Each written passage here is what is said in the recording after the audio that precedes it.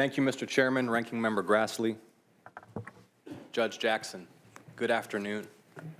Good afternoon to your family. Congratulations to your family. Congratulations to you for your nomination, and welcome back to the Judiciary Committee. I engage in these proceedings with deep respect for the responsibility that the Senate has to advise and consent on the lifetime appointment of a Supreme Court justice who would be responsible for interpreting and applying constitutional and statutory law in the most complex and contested and nationally significant cases. The Constitution was a groundbreaking document when written, and still by today's standards as amended, considering the tyranny that prevails in much of the world. Its guarantees of liberty and privacy and due process are exceptional as a governing document. Often in our history, it has fallen to the court through its decisions to ensure the enforcement of those guarantees.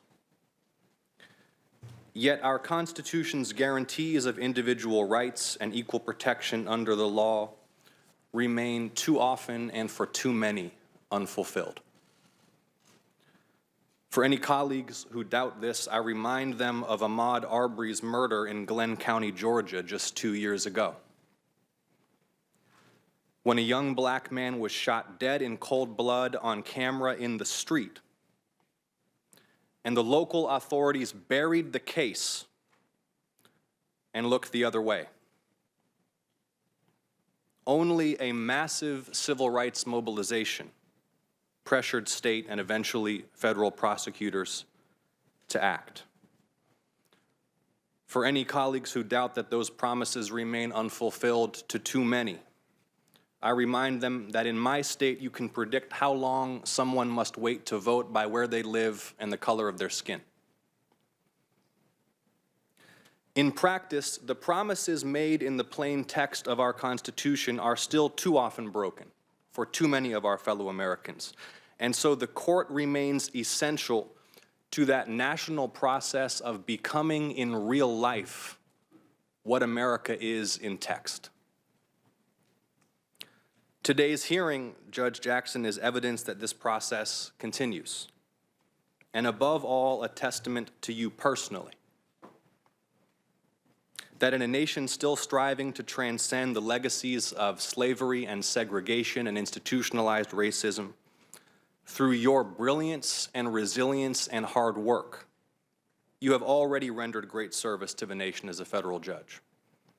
And as a black woman, you have overcome deeply rooted obstacles to earn nomination to our nation's highest court for the first time in history.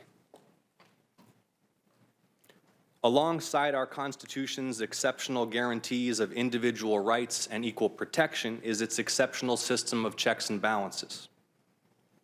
Restraints on political power imposed by the diffusion of authority across three co-equal branches between federal and state governments, with the president and a federal legislature directly accountable to voters and an independent federal judiciary whose judges must be confirmed by elected senators.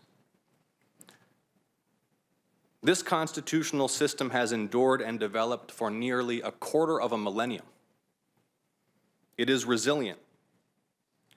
But democracy remains the exception, not the norm, in history and around the world, and we cannot take the survival of our republic for granted. And so I look forward to engaging with you, Judge Jackson, to discuss your perspective on the separation of powers and the resilience of our Constitution when threatened by political actors who would ignore the rule of law or seek to seize power by illegal or extraordinary means. Among the court's most challenging tasks are to grapple with unsettled law when the stakes are highest or even existential for individuals and for the country, and to apply the Constitution faithfully over the long arc of history as the world changes in profound ways and the text of faithful constitutional interpretation meets new facts, new contexts, and new technologies.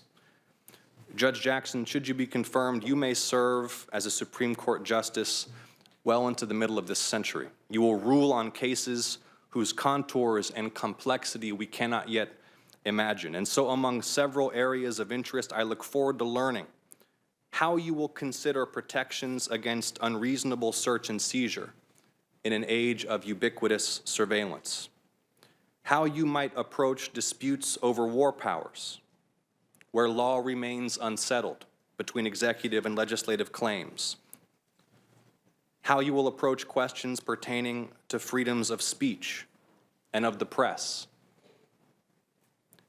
and seek that confirmation that you will apply the law faithfully without regard for your own opinions, as my review of your extensive work to date demonstrates that I believe you will. This constitutional process of advice and consent is vital to the integrity and legitimacy of the court. And Judge Jackson, on behalf of my constituents in Georgia, I look forward to engaging in this process with you and my colleagues. Mr. Chairman, I yield.